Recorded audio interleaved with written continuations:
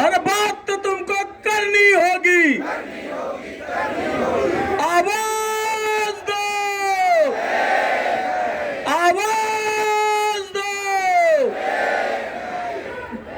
प्रदेश के समस्त सहायक शिक्षक जो यहाँ उपस्थित है, उनके संघर्ष को मैं पुनः एक बार नमन करता हूं।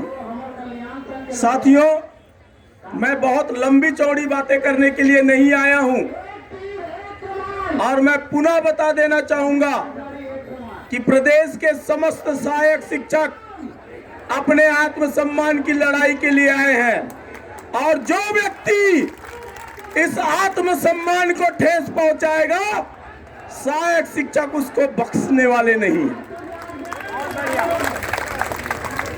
साथियों, बहुत ही दुखद बात है, जो लोग सीधे तरीके से इस आंदोलन से नहीं टकरा पा रहे हैं, वो लोग शंका और भ्रम की स्थिति पैदा करने में लगे हुए हैं।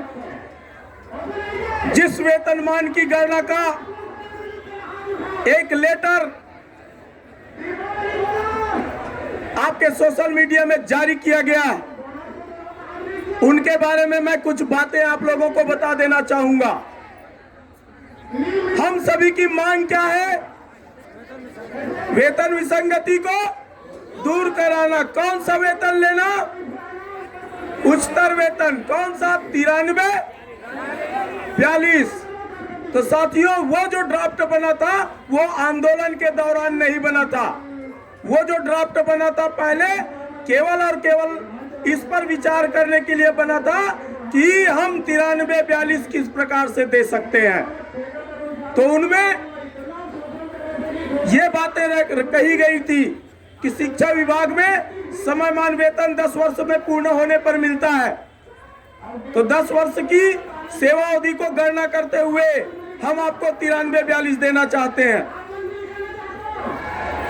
और उसी गणना के आधार पर 1998 वाले का जो भी वेतन बना होगा, उसके बाद की नियुक्ति वाले का जो भी वेतन बना होगा, उसके बाद के नियुक्ति वाले का जो भी वेतन बना होगा, जिसका 10 साल पूर्ण हो गया था। अब बात आती है 2011 और 12 की।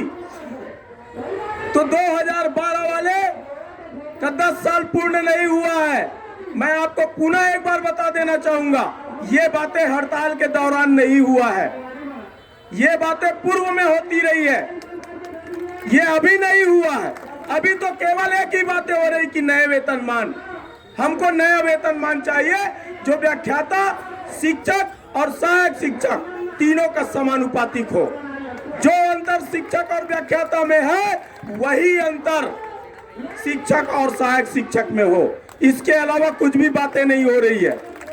ये तो आपकी मजबूती है, ये तो आपकी मजबूती है, जिसको तोड़ने के लिए प्रशासन के सबसे प्रमुख व्यक्ति भिड़ा हुआ है। अब समझ जाइए कि आप कितने मजबूत हैं, हम और आप कितने मजबूत हैं।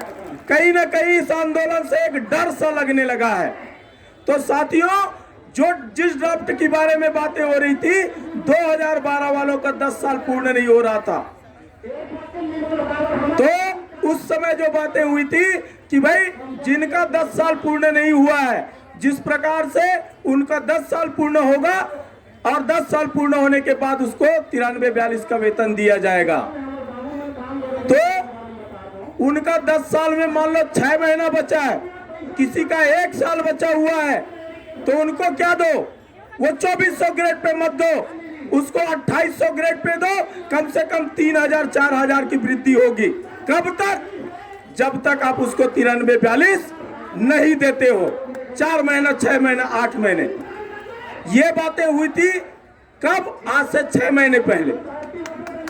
लेकिन आज शासन और प्रशासन में इतना हड़कंप मचा हुआ है साथियों कि पुरानी बातों को नए रूप में प्रस्तुत किया जा रहा है।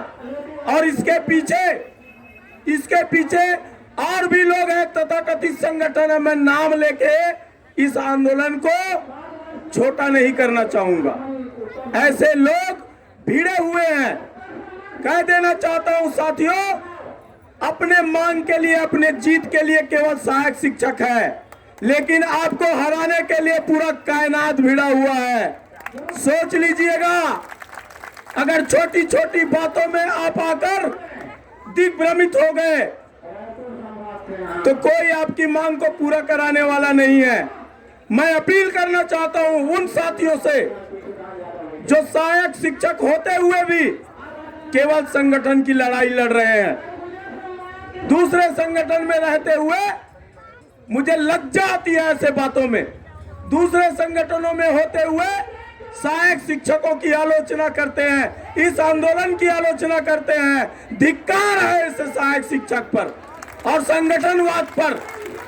अरे आज हम अपने आत्मसम्मान के लड़ने के लिए पूरे प्रदेश से यहाँ एकजुटता के साथ सर्दी गर्मी भूख प्यास सबको भूलकर लड़ रहे हैं और वो व्हाट्सएप में हीरोगिरी कर रहे हैं।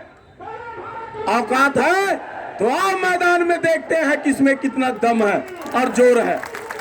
वो सहायक शिक्षक तो आओ मैदान पे देखते हैं आप में कितने संघर्ष है। केवल व्हाट्सएप बाजी करने से टीका टिप्पणी करने से बहुत महान नहीं बन जाओगे। तो साथियों, इस आंदोलन को तोड़ने के लिए शासन और प्रशासन दोनों स्तर पर काम चल रहा है। उसी तोड़ने की कड़ी में जो वायरल हुआ है वो खबर है। विश्वास रखिए साथियों, हम सभी सहायक शिक्षक हैं। यदि हम लोगों को केवल 93-42 चाहिए होता तो पदोन्नति क्यों ठुकराते? हम तो पदोन्नति के पात्र हैं, क्यों ठुकराते? 93-42 तो वहां मिल जाता। ये लड़ाई आत्मसम्मान की है, हम सब की है, इसलिए हम सबको लड़ना है और जीतना भी। लड़ेंगे और हाथ नहीं उठ रहा है, वो लोग नहीं जीतेंगे। लड़ेंगे और इनकिलाब जिंदाबाद, इनकिलाब जिंदाबाद। प्रशासन तेरी तानाशाही, प्रशासन तेरी तानाशाही।